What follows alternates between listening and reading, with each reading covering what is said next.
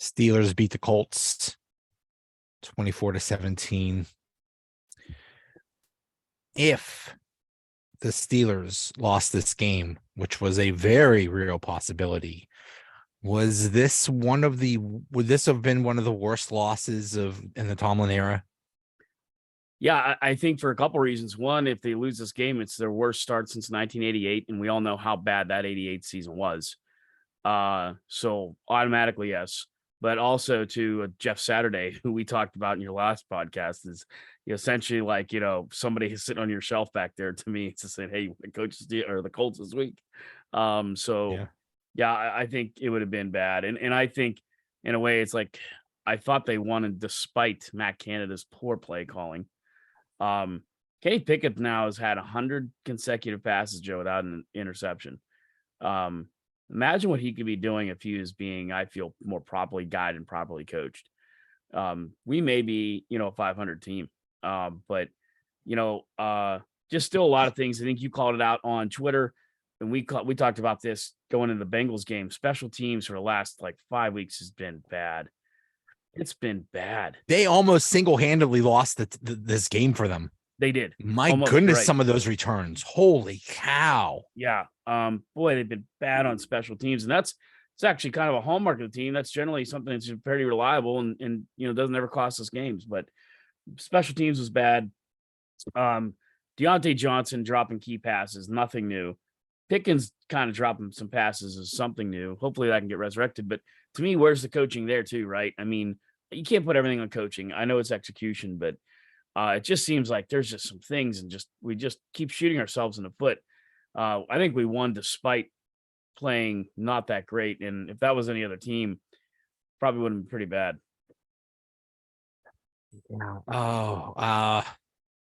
Deontay is just really frustrating. This is just,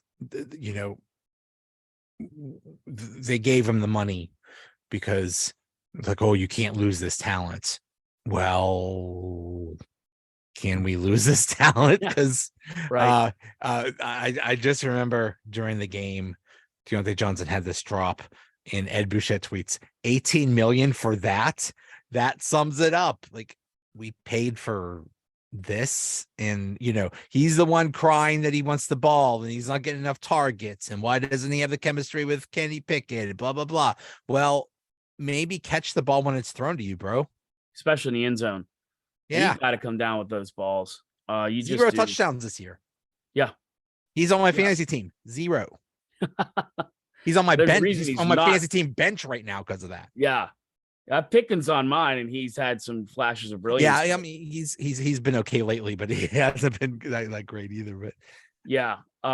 So I mean, that just comes back to, I'm not sure why we paid this guy when he's producing like this, but with Matt Canada there is I feel like a little bit of a get out of jail free card, because he's I just don't know. I mean, he oversees the receiving coaches too, and why haven't we been able to fix this? Why is Pickens having this problem? And they just need to kind of get on the same page and fix that, because it's just, at this point, I think you got to fix it by next year. Deontay's back, you got Pickens back, obviously, and but yeah, it's hard to compete when our running game is suspect at best. It has its moments.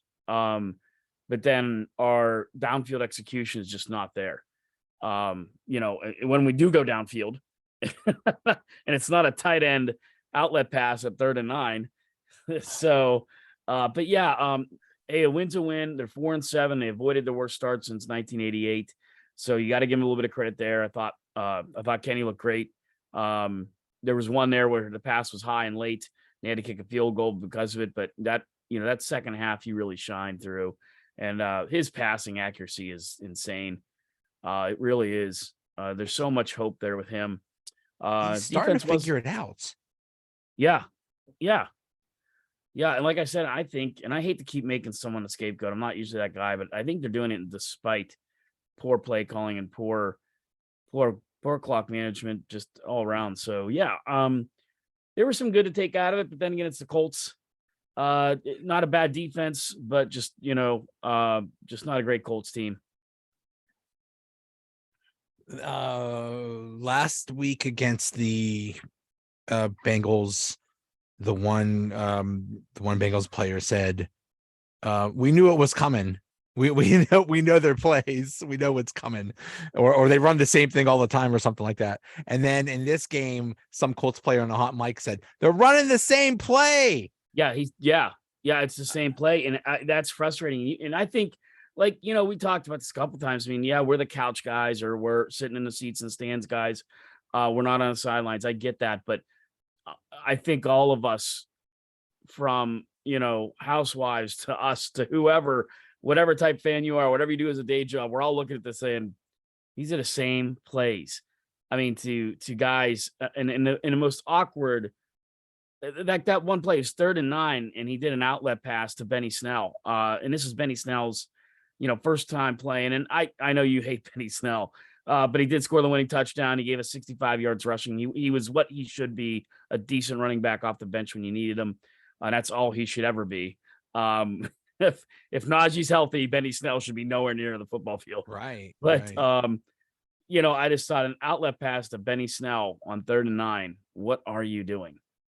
There was a tight end screen to Zach Gentry. Yes. Who's he's like 7'8", but let's throw to the tree and expect him to be dodging and quick and stuff like that. Right. Yeah, that's not exactly Travis Kelce out there.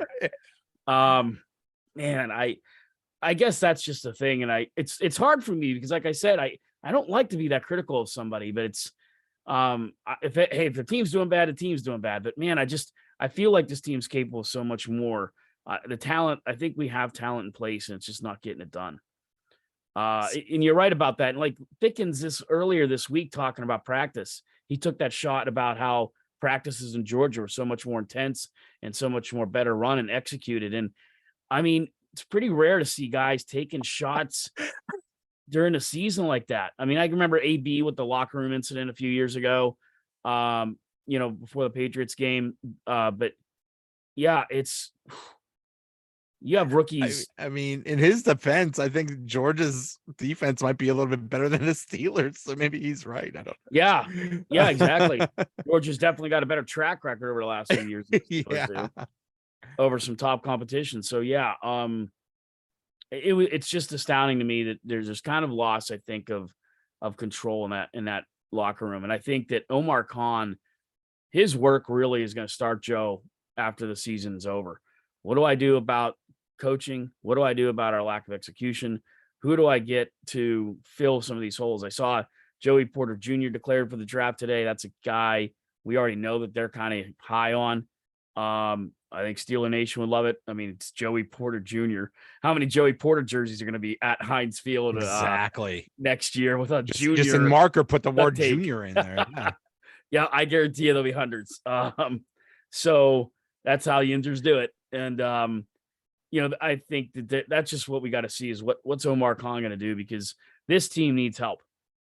There's no question about it. This team needs help.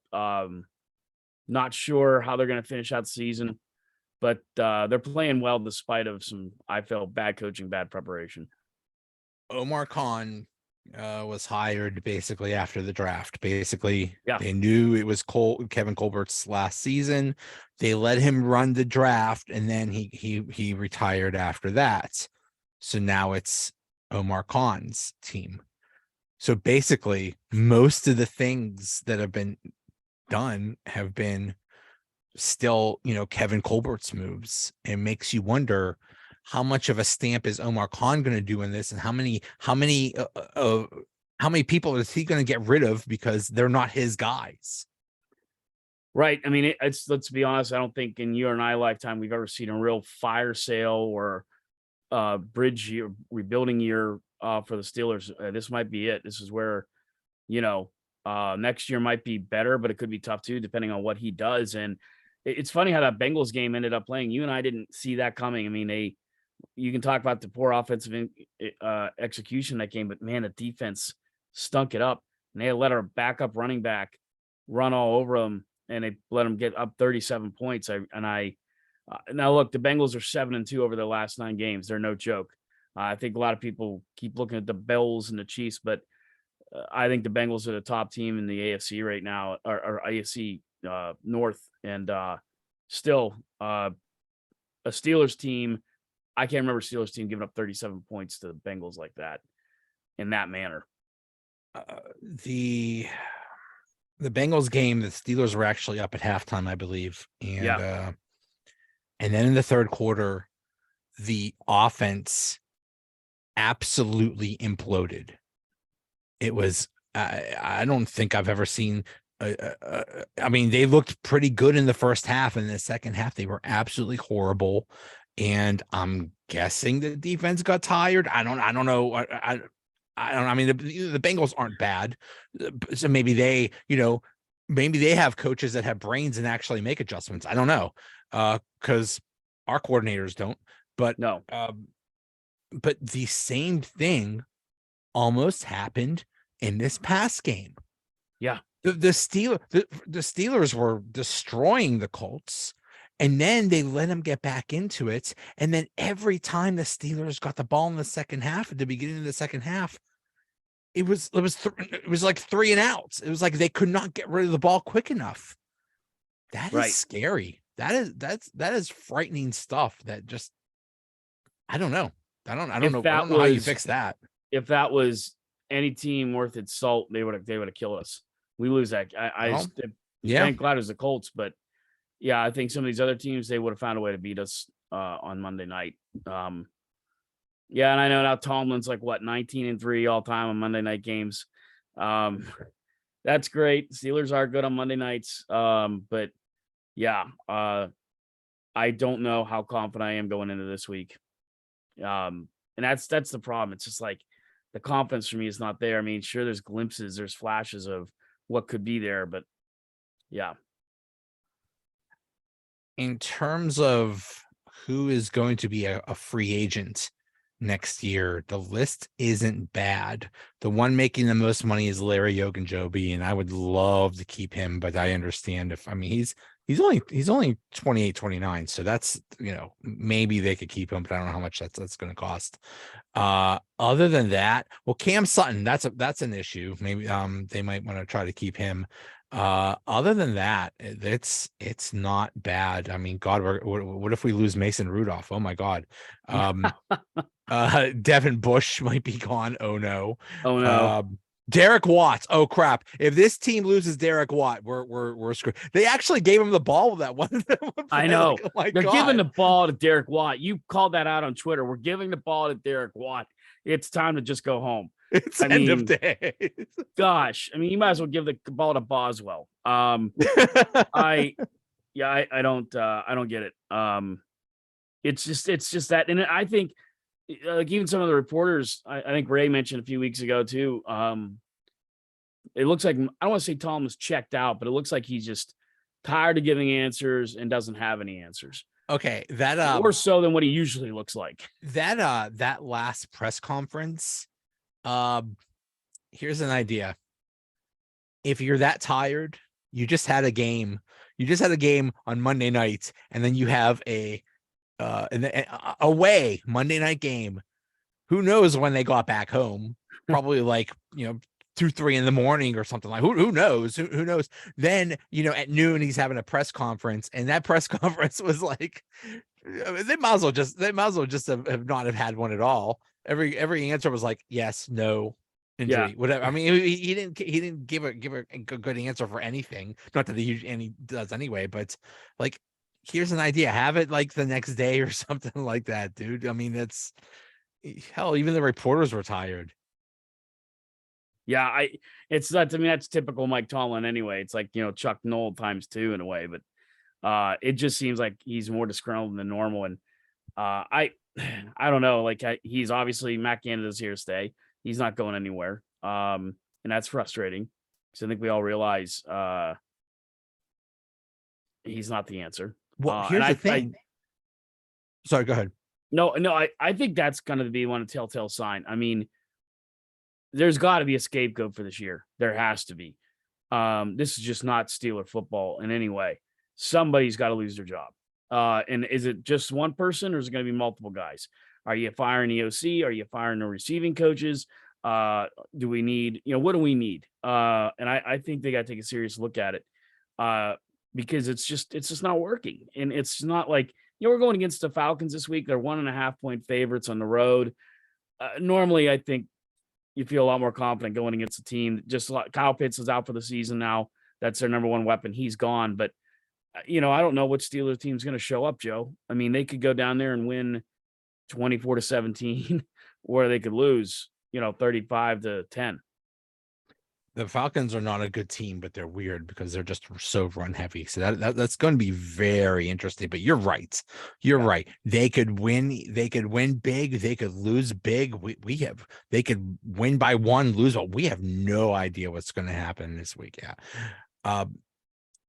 But the Steelers scored 24 against the Colts. They scored 30 against the Bengals. The trend is that they're scoring points. So the argument can be made to keep Matt Canada, and that frightens me. That might be my biggest fear. Forget about public speaking or spiders or whatever. Matt Canada coming back is my biggest fear. Yeah. I'm with you there too, because there's numbers there to kind of justify it. But I mean, man, they're getting to 30 points the hard way. I mean, it's like, it's so strenuous to watch, and you're just like, good Lord. And you're right. That's 2 back-to-back weeks where second half is like, you're sitting there like, my God, what are you doing? I mean, I don't know. This is a team normally, I think there'd be a lot more confidence in the point spread. I think we'd be like 5-6 point favorites, team we normally should beat. Not because it's the Falcons, just the way they aren't that great. But I don't know. And that's the thing. Like, is it the defense? Because that Colts offense is slugs. They're just not a great offense. We gave up 17. But like you said, like I said earlier, the Bengals, it felt like the Bengals could have scored 50, and they only scored 37. So I just don't know. The Falcons are run heavy, but they have a lot of speed. And they're not bad with special teams. So who knows?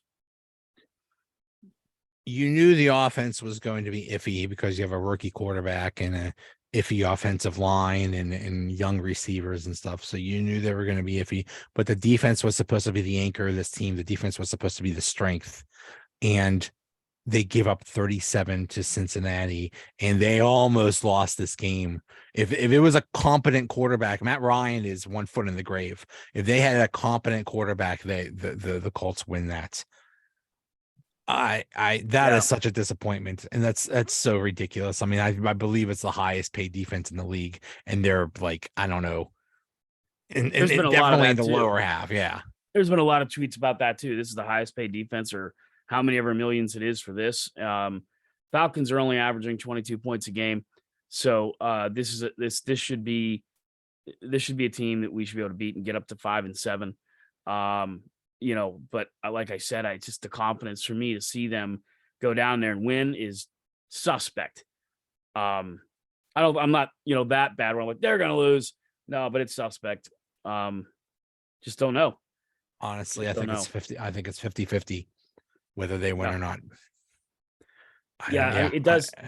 I hate to say it helps when a player's injured, but Kyle Pitts is a nightmare matchup for a lot of teams, despite some of the poor throwing and quarterback play he's had this year. But, now that they don't have Kyle Pitts, I'm not sure, who they're going to go to. And I think that's a huge, huge help for the Steelers there. Not having to worry about Kyle Pitts. Yeah, we'll see. We'll see. But the interesting thing is, I think the offensive line is actually getting better, especially in the run game.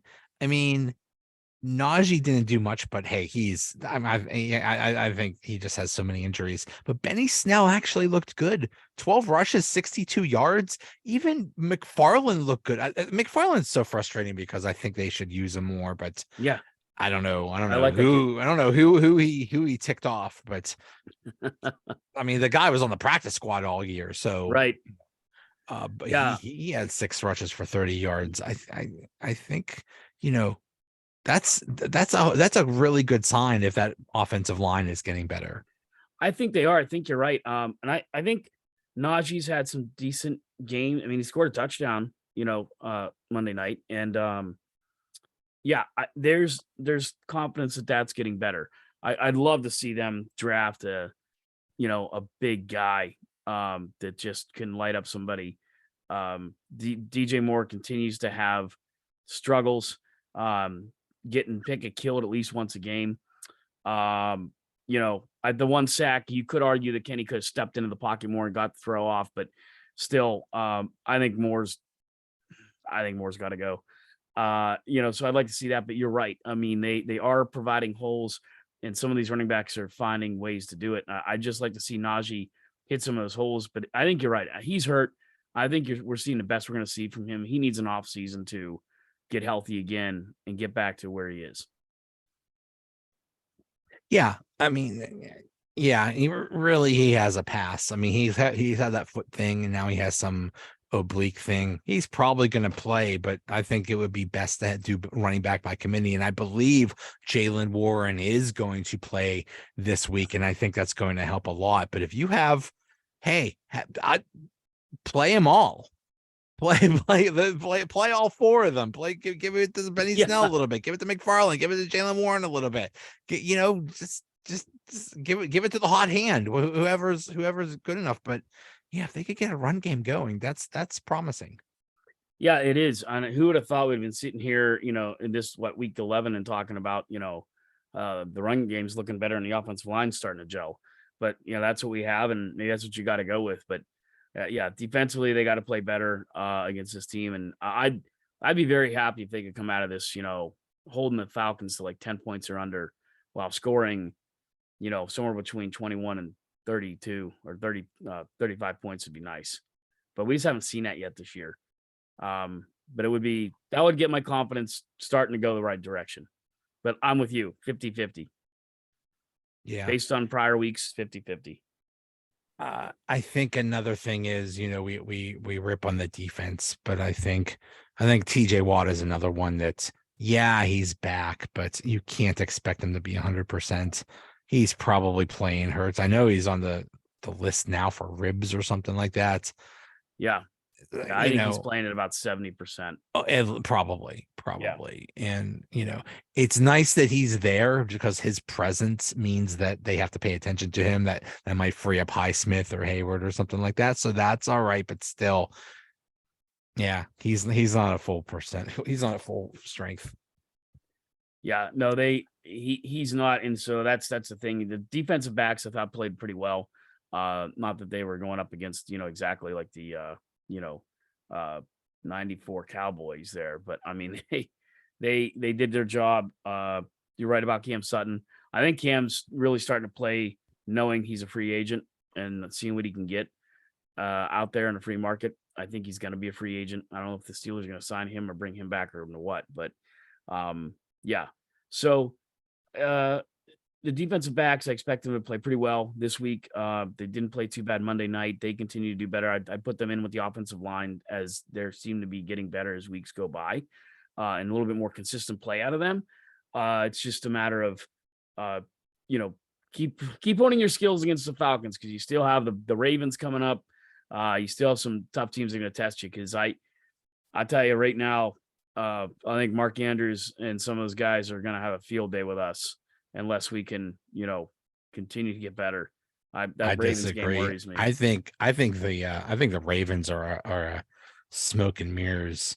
I think they're basically Lamar Jackson, and that's it. Andrews is hurt. Again, they have absolutely no wide receivers. Their defense sucks. They've given up multiple like double-digit leads 3 times this year. I mean, they lost to Jacksonville. Something's wrong with the Ravens. I don't know what's going on, but basically Lamar Jackson is trying to put the team on his back. And I think the Steelers play pretty well against Lamar Jackson. So I actually like their chances in those games.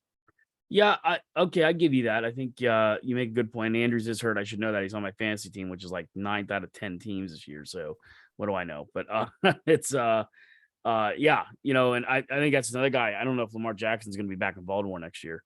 So that'll be kind of interesting to see what happens to him. But that's why I say I think the Bengals are by far the best team in the AFC North at this point.